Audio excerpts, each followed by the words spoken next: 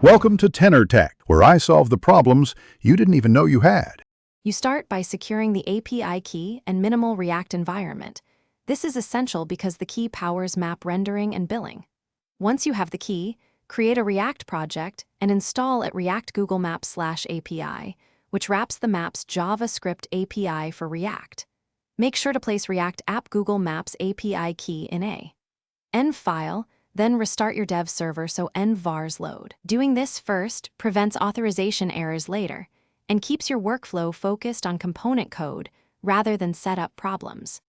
Next, you build the map component. Here you implement how the map loads and why each prop matters.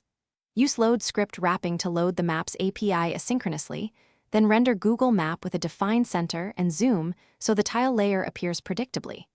Provide a fixed container style, or CSS class, to avoid zero-height rendering.